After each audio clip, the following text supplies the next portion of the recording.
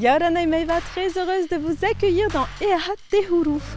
Comme promis dans l'émission consacrée à Touari Traki, nous allons aujourd'hui à la rencontre de Tahia Kambé. C'est parti. Tahia devient une danseuse incontournable de Ori Tahiti en Polynésie, mais aussi au niveau international. Elle est connue aujourd'hui pour ses workshops à travers le monde, mais aussi pour les nombreux prix remportés par son groupe O Tahiti Nui,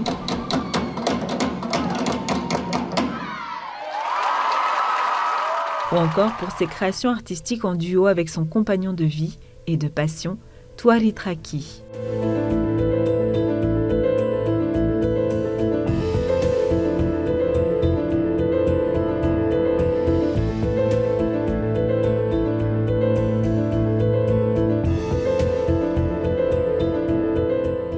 Une histoire d'amour avec la danse qui a commencé très tôt, comme une évidence. Ça fait 25 ans que je pratique le Ori Tahiti. J'ai commencé à l'âge de 3 ans lorsque j'habitais au Tuamotu avec ma maman, parce que ma maman est Paumotu et marquisienne. Et ça a été ma première professeure de danse. Qui de mieux placé que sa maman pour raconter ses premiers petits pas dans le Ori Tahiti. Depuis toute petite, elle aimait la danse, donc on dansait un peu à la maison, sur la plage et tout. On est allé faire un séjour ensuite chez moi au Tuamotu, à Raroia exactement, d'où est originaire mon papa. Et de là au retour de ce séjour, au bout de 2 ans, on est arrivé à Tahiti. On l'a inscrit aussi dans de vraies écoles de danse, avec des vrais professeurs de danse. Les éléments, on va dire, marquants de ma carrière ont été le conservatoire, évidemment, puisque j'ai passé plus de 10 ans au conservatoire, jusqu'à en fait l'obtention de ma dominante, de mon diplôme d'études traditionnelles, donc au conservatoire. À côté de ça, j'ai intégré les grands ballets quand j'avais 14 ans, les grands ballets de Tahiti, avec qui j'ai eu la chance de faire une tournée au Japon, donc c'était hyper enrichissant et très différent donc, de cette école de danse du conservatoire. J'avais vraiment 2 aspects, à la fois professionnel, moderne aussi avec les grands ballets de Tahiti, et l'aspect plus, on va dire, traditionnel, davantage axé sur la technique avec le conservatoire. Les 2 ont été hyper importants et ont marqué énormément la personne que je suis aujourd'hui. À côté de ça, j'ai également suivi des cours avec Mako Foster, Tumata Robinson, Thierry Trompette. À côté de la passion de la danse, ce que j'aime le plus par-dessus tout, c'est vraiment enseigner le Ori Tahiti, et ça je le fais en France depuis 10 ans. Je suis entourée de jeunes femmes ou de personnes plus âgées qui sont passionnées par la culture tahitienne et qui, peu importe leurs origines, peu importe leur niveau, peu importe leur âge, ont ce souci de progresser et d'apprendre davantage. Et c'est aussi pour elles, pour moi d'abord, mais aussi pour elles que je me pousse à en apprendre davantage encore aujourd'hui, de manière à pouvoir à mon tour transmettre plus à ces femmes-là. Elle a pris le meilleur de chaque enseignement de ses professeurs de renom au Fénois pour créer son propre style et à son tour transmettre ses connaissances. D'après ses élèves, elle a ce petit truc en plus qui fait la différence. J'avais déjà essayé plusieurs écoles à Paris et je suis tombée sur Tahia un peu par hasard, et une fois que j'ai commencé, j'ai jamais pu m'arrêter. En fait, c'est aussi simple que ça. Moi, c'est plus l'énergie débordante de Tahia qui m'a complètement accrochée. Donc, je pense qu'il y a une ambiance spécifique dans notre école. Dès qu'on arrive, une joie de vivre, tout le monde se retrouve et elle est vraiment très entraînante. Enfin, j'ai jamais vu Tahia qui ne crie pas dans la salle pour nous encourager à donner plus de nous-mêmes. Et aussi l'aspect exigence. C'est vraiment une école où on travaille chaque détail, les regards, du bout des pieds au bout des mains. Et ça, c'est quelque chose qui, direct, on sent que on va aller loin. Elle veut nous faire aller plus loin que simplement se détendre le soir de semaine, quoi. Ce qui me plaît beaucoup, c'est l'attention du détail qu'elle a.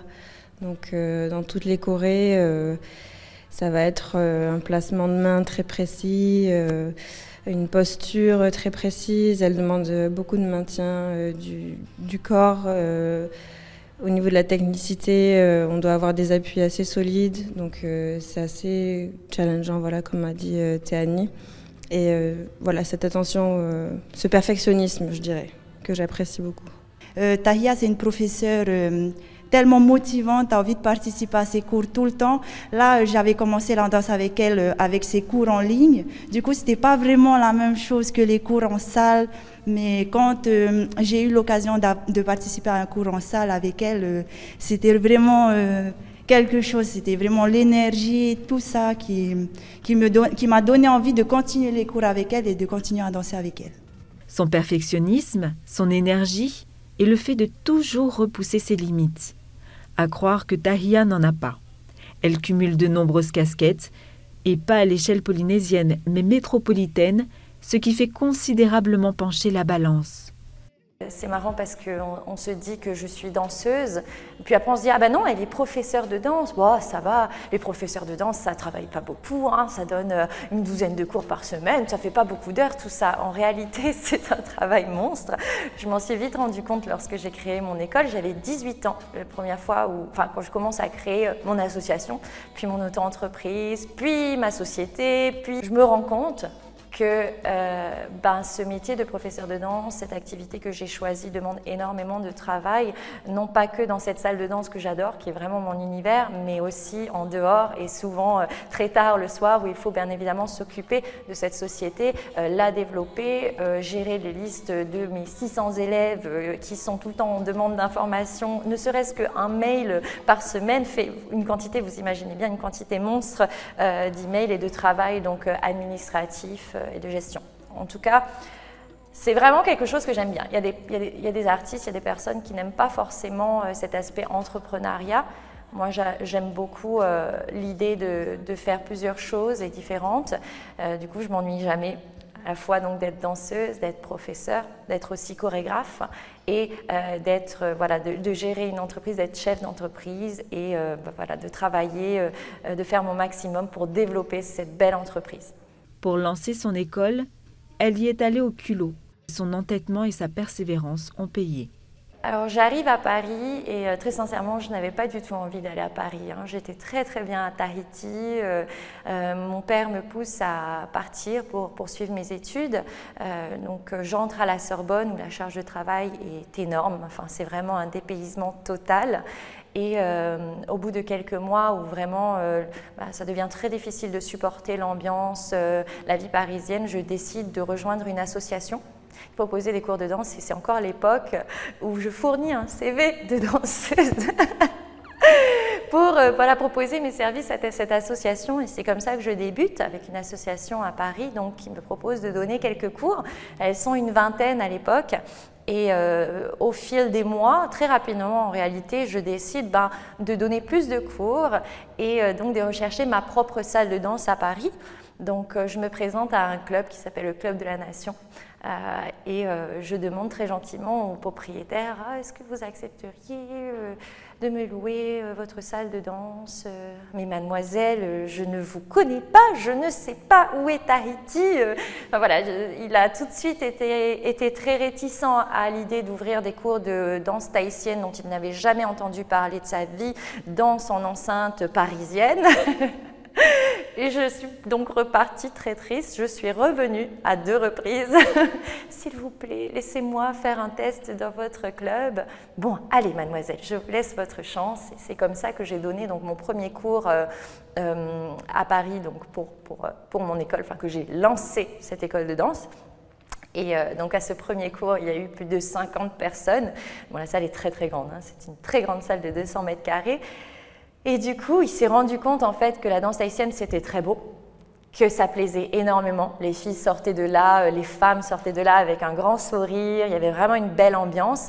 Et j'ai donc passé plus de 8 ans dans cette salle de danse. Bon, après, la situation sanitaire n'a pas été favorable, malheureusement on a été obligé de fermer. Mais voilà, je me souviendrai toujours en fait de ces débuts où nous étions qu'une poignée d'élèves et au fur et à mesure des années, on a vu se développer cette école, cette communauté. Et ça, c'est une grande fierté. Sans compter les cours en ligne qu'elle propose désormais et qui permettent aux passionnés des 4 coins du monde de se perfectionner avec elle. Un parcours exemplaire qui n'a pas fini de cheminer vers de nombreux autres succès. Et elle n'est pas la seule à en être fière. Beaucoup de fierté, bien sûr, comme tous parents avec leurs enfants. Et surtout qu'à Paris, quand même, c'est difficile de se faire connaître venant de Tahiti.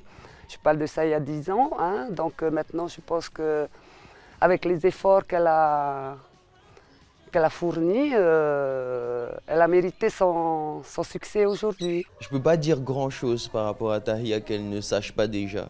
C'est ma femme et on se dit tout. Mais c'est vrai que peut-être je ne lui ai pas dit à elle clairement à quel point j'étais fier d'elle. Et ses victoires, d'après sa maman, elle les doit à sa volonté, son courage et le désir de réussir. Voilà. Tahia est portée par sa passion et son désir de transmettre. Lorsqu'une cause est belle, elle peut vous mener très loin. Dans le prochain épisode, nous verrons un autre aspect de la vie de Tahia, toujours autour de la danse, mais un côté plus intimiste, si l'on peut dire. À très vite. Imi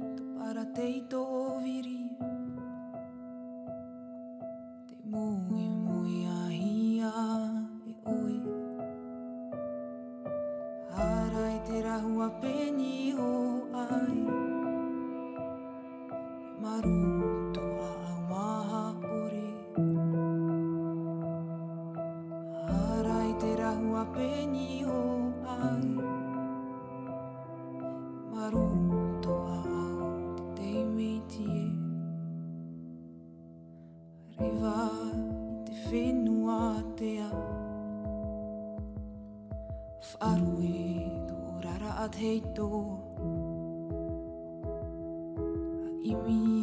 para teito o viri